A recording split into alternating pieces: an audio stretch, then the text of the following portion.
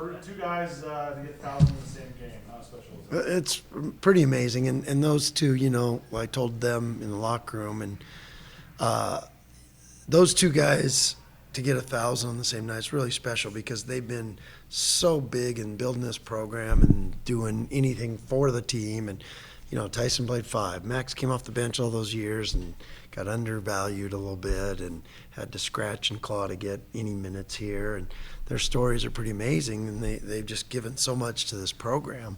And we've won a lot of games because of those two. The 1,000 points really is it just equals a lot of wins that they've been a big part of. And it was neat that they get it on the same night, and it was pretty special. We've only got 34 players in program history that have now done that. Wow. Look at where Max could end up on the scoring list numbers and stuff. They're putting themselves in, elite. They already have, but I think they're going to continue to put themselves in elite company. And not just because of scoring, like you said. This has been arguably one of the best runs in program history with, Mountain West champions, second place, back NCAAs, and really good teams, nations long, on and on.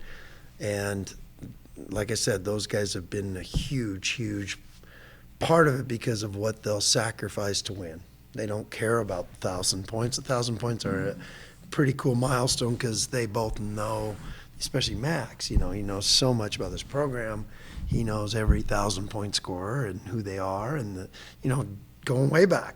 He knows all about Tanaka Beard and on, and Brian King and all these legends. Brian will be happy I threw him in. But Brian was one of the greatest three-point shooters in the history of this program. So that's the neat thing about me being able to stay here so long and him being brought up here in Boise, and he's watched this program for 14 years. It means everything for him. And sometimes because he is who he is, he doesn't get the praise he deserves for all he does for this program. And same, I could be talking about Tyson the exact same way, like what he did last year. He helped us so much playing the 5. And that was just a complete sacrifice, out of position kind of. And but it's really who they are as people, and how that's why we win when you got such high character guys that are, they're not perfect, but they're coachable, they're great teammates, and they're, and so that's what I'm so proud about both of them, to be able to call them Broncos because of what they represent. They're both, what were they, all district academic guys. They help old ladies across the street. I know points are points, and you take them wherever you can get them, but the way they got them, you couldn't be polar opposite. So after Max hits that 3 to get 1,000, and then Tyson gets on a goaltending call, would you have liked to see a little more excitement in his getting 1,000? No, I don't think they care. It's everyone's special. It's probably apropos Max got it on a 3, and but it was going to go in if it wasn't goaltended. So, but it's probably nice it's a goaltend because then there's a stoppage of play, so you get the acknowledgement. But it's just really cool, and I'm so happy for them and proud of them both, and proud that I get to coach them.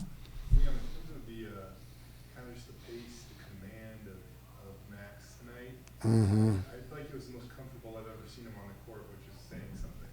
Yeah, I was thinking the same because, there's a synergy now in our team that you're starting to see more and more because, just getting used to Omar and where he moves and how and that's there's always going to be a growth time that when you get new guys, and even they're really good, it takes those other guys a while to get used to them and where they'll be. And I think that showed up at the start of that second half. He's coming off those ball screens, drawing people, and then dunk for Omar.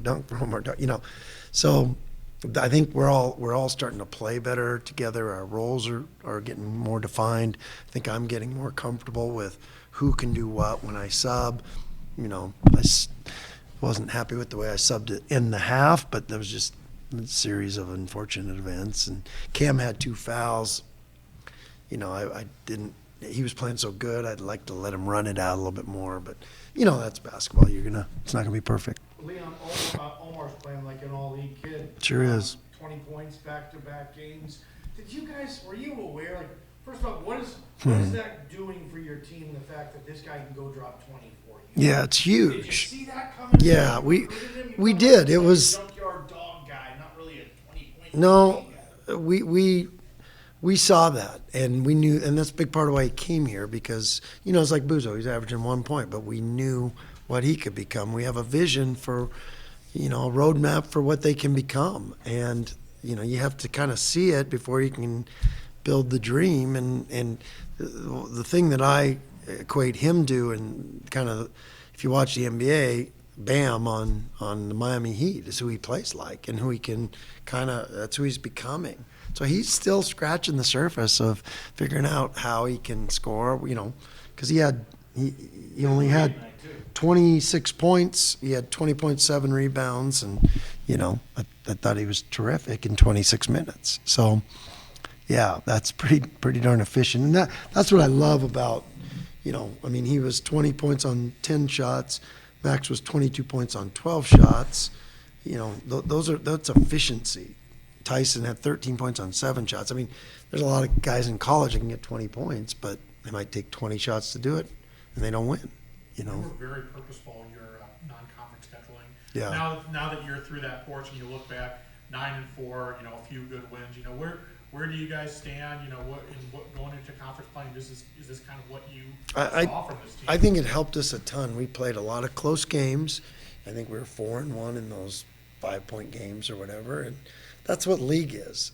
So we've had maybe the most experience of like league kind of games, and it's got to help us, and it did. And you got to have durable, tough kids to go through that, because it's a lot of fun to schedule all home games and go 12-1, and that's great. And I'm not knocking what anyone else did, because everyone in this league accomplished some amazing things in the preseason. Everybody has to schedule their own way, and these are pros. They know what they're doing. There's a reason our league has 6 teams in the top 75.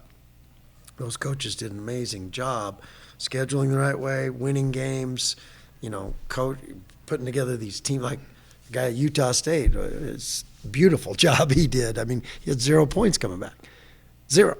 And he's put together a team that's got 1 loss. That's remarkable. And, I always say it, how good of coaches we face in this league, but they're pros. They know what they're doing, and it's a credit to our league of what they accomplished in the preseason. And, like I said, I think we accomplished some things. Would I like to win a couple more? Heck yeah, absolutely. That's the name of the game, no doubt. But the growth that we experienced through this is going to pay dividends. I know that.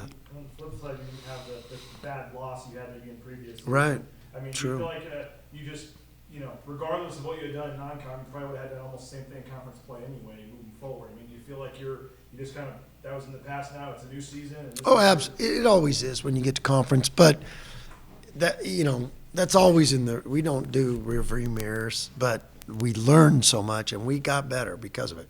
And that's the goal of it, and we got a great experience for our guys, and we were able to coach them. We were able to expose some things that we can do well, things that we need to get better at, and we've gotten better at a lot of things. Look at our rebounding tonight, 42-24 against a team that can rebound. They got some big dudes that know how to, we had to stop them from rebounding. The first 3 misses, we didn't get any of the rebounds, and so we had to, our guys drew the line in the sand and stepped it up, and then, 13 offensive rebounds. We got better as the game went on. That's also a credit to our depth. I think it was body blows, and all of a sudden Cam's in, and then Tyson and Omar and Buzo, and those guys keep coming at you, and a lot of guys. So many of your guys are battle tested in Mountain West Conference play. Max said when he first saw the schedule and you guys had the first bye, he thought that, maybe Leon will give us the weekend off for the New Year's. But now that the time has arrived, he's like, screw that. I want to be back in the gym on Sunday to get better. Did he say that? He did say that. Oh, good. I might hold him to that then. Those days are for amateurs. You know, we want to party at the end of the season, cutting down nets and those kind of things. That's how we like to do it. So, How important are these next few? absolutely, because you know the thing I always talk to these guys about, you know, and the neat thing is we got all these alumni back, and you know this message is always the same. This is the last time you get to play with a group of guys that you love, a group of coaches that you love, and if you go play 20 years in the NBA, it's different.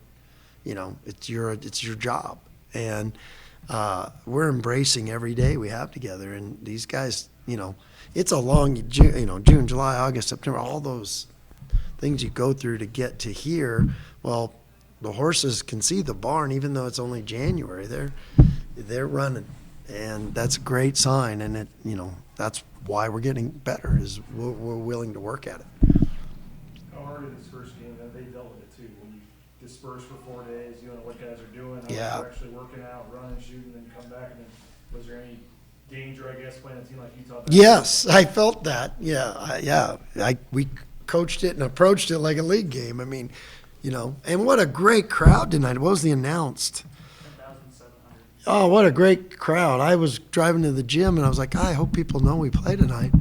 And that was terrific. That makes a difference. And our next home game is Colorado State. We need this place sold out, you know. I'll be really happy for that. And our guys need it now. We got work to do. We got a road game, Mountain West road game to start at San Jose. That's going to, you know, be a handful. But when we come back, this place needs to be sold out, and for top 15 team coming in. Quickly, just one. Is Buzo athletic enough to guard like a premier 2 or 1 player in Yeah. the Mountain West? Yeah. Like, think Scottie Pippen on John Stockton. Yes, in the yes, finals. yeah, absolutely. When he spreads out and moves, he can.